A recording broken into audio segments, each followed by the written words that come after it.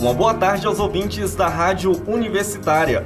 Começa agora, sexta-feira, 28 de setembro de 2018, o programa Estúdio FMT, um canal exclusivo de informação do campus Araguaia.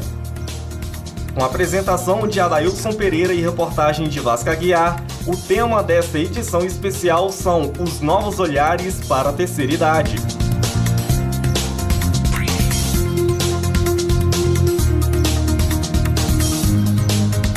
Nas últimas 2 décadas, a expectativa de vida do brasileiro vem crescendo.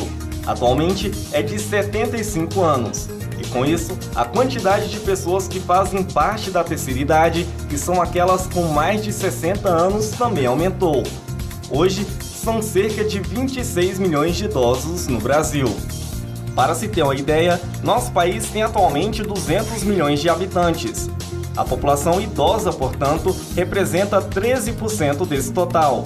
É uma parcela significativa que justifica e exige mudanças nas políticas públicas voltadas para a qualidade do envelhecimento populacional. São vários os fatores que contribuem para essa mudança, e entre eles podemos apontar a maior preocupação que os idosos passaram a ter com a saúde e o bem-estar. A senhora pratica exercícios físicos com que frequência? A dança sempre, as 4 vezes na semana. Tem a Beira Rio em Aragaça, muito boa fazer caminhada, né? Eu ia sempre. Aí por falta às vezes de companhia, você fica sozinha, né? E minhas vizinhas lá não foram mais, eu parei. O exercício é sempre muito bom. Eu faço bastante caminhada, mas não é todos os dias, por causa do meu horário de serviço, que eu trabalho muito, chego em casa, fico cansada, mas eu pratico. Quando eu faço caminhada, eu sinto os batimentos do coração, que melhora, a disposição fica outra. A atividade física regular faz bem em qualquer fase da vida. Porém, quando se chega a uma idade avançada, o corpo tende a perder gradativamente a agilidade e flexibilidade. Isso acontece devido ao enfraquecimento dos ossos.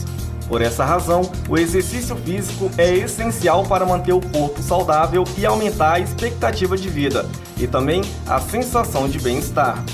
O educador físico Joás Cavalcante aponta quais são as atividades físicas recomendadas para aqueles que estão nessa fase da vida.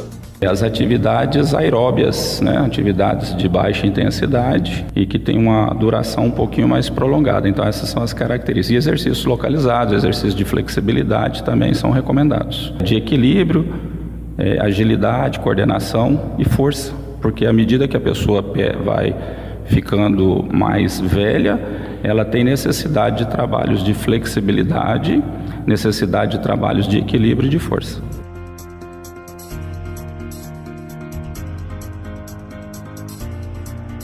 A senhora considera que tem uma alimentação saudável? Eu não considero, eu não alimento bem, eu como só as coisas que não pode. eu não gosto de verdura, eu só como a coisa que não pode e passo mal. Minha menina sempre me põe para andar na linha, sabe? Pois é, eu como mal, mas tem dia que eu como bem. O dia que eu como bem, a cabeça não dói, né? Eu fico melhor. Graças a Deus, minha alimentação é saudável, viu? Até eu tenho problema assim de vesícula, fui operada, né? Então tem que ser uma alimentação balanceada mesmo, sabe? Eu não sou de comer fritura, coisa assim, sabe? Frita em rua, nem em casa eu não como fritura. Eu como bastante verdura, fruta, né? Não gosto muito de carne vermelha, mais frango, arroz muito pouco, feijão, adoro feijão, é assim.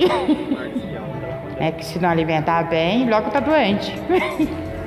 A alimentação da pessoa idosa segue as mesmas recomendações que se aplicam às pessoas adultas. No entanto, é importante ampliar os cuidados quanto à quantidade e qualidade dos alimentos consumidos. Com a diminuição do metabolismo e da atividade física, ocorre também, em muitos casos, a redução da sensibilidade do paladar e do apetite.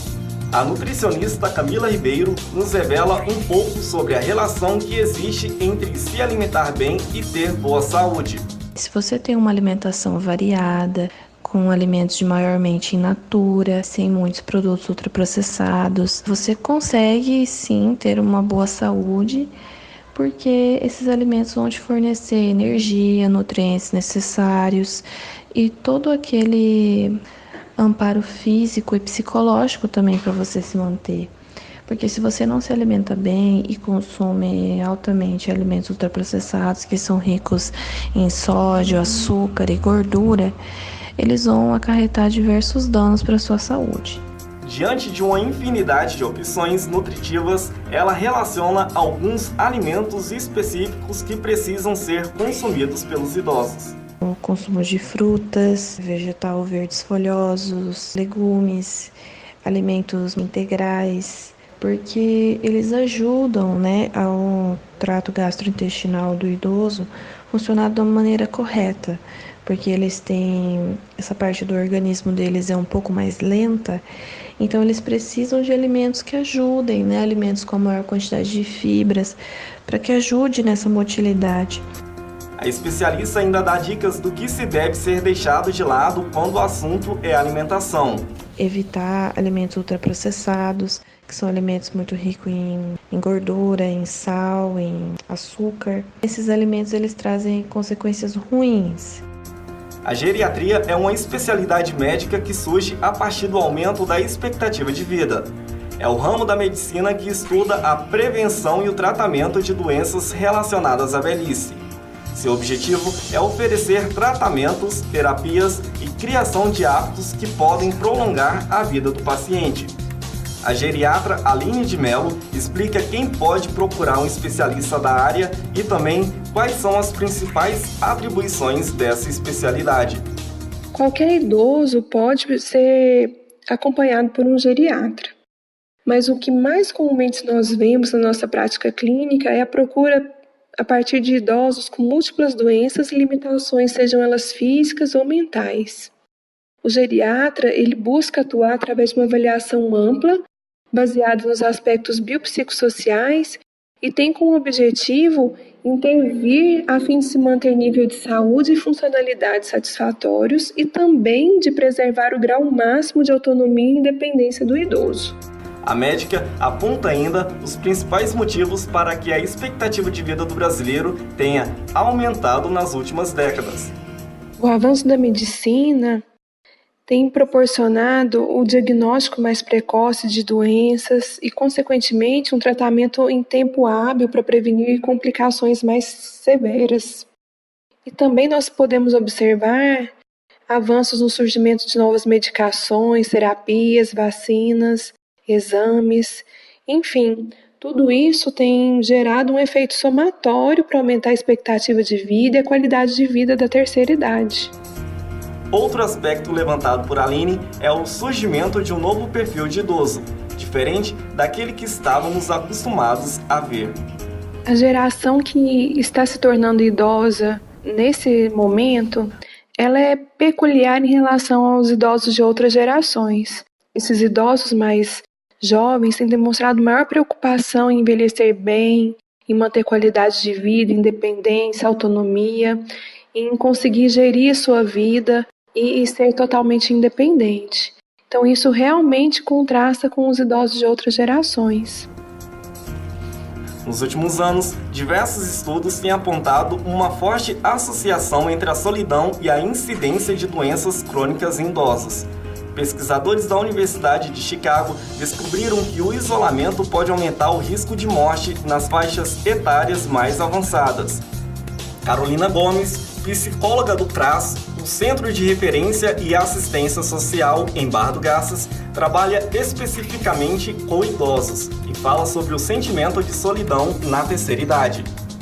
A grande maioria está numa fase que deixou de ter uma rotina em relação ao trabalho, por exemplo. Muitos já são aposentados, não tem mais aquele dia a dia de você ter que levantar cedo, ter uma ocupação, se sentir útil. Muitas vezes a família abandona esses idosos ou negligencia os cuidados. Então tudo isso gera o sentimento de solidão neles, porque eles se sentem muito sozinhos, se veem numa situação onde muitas vezes a família abandonou ou já esqueceu, não visita, que eles acham que é um abandono, né? Um abandono afetivo, não deixa de ser. E muitas vezes, por não ter mais aquela rotina, eles também acabam se sentindo solitários.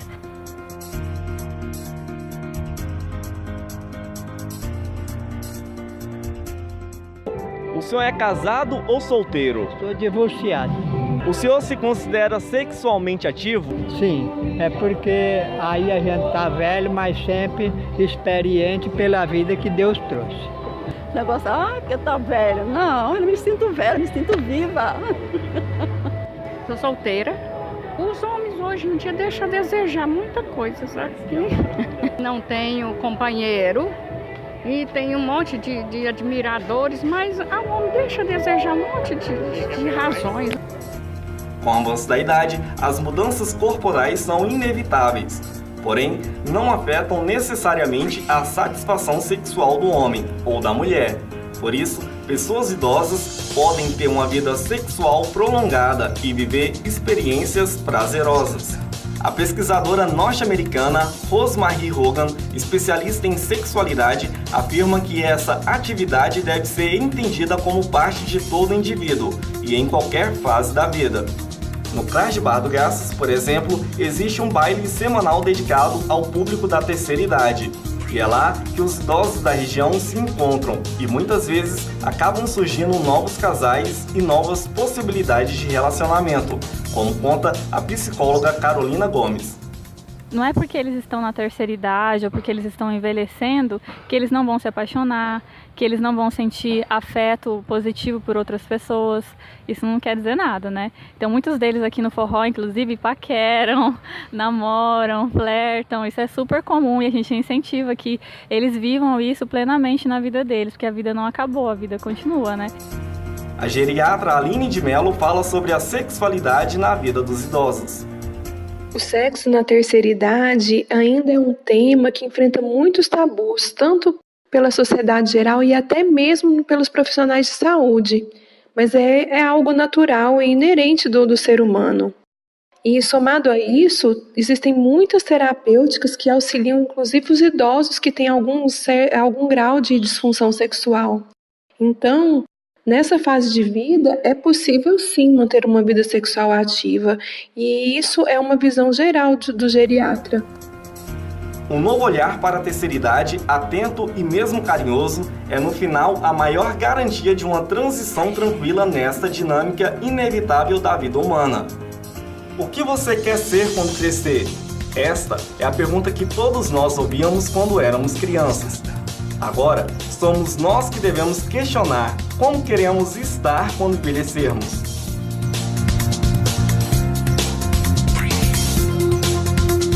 E chegamos ao fim desta cobertura especial sobre os novos olhares para a terceira idade no estúdio UFMT. Com a apresentação de Adailson Pereira, reportagem de Vasco Aguiar, apoio técnico de Cristiano Costa e Diego Carvalho, sob orientação do professor Valdir Pereira Gomes. Uma boa tarde e até a próxima!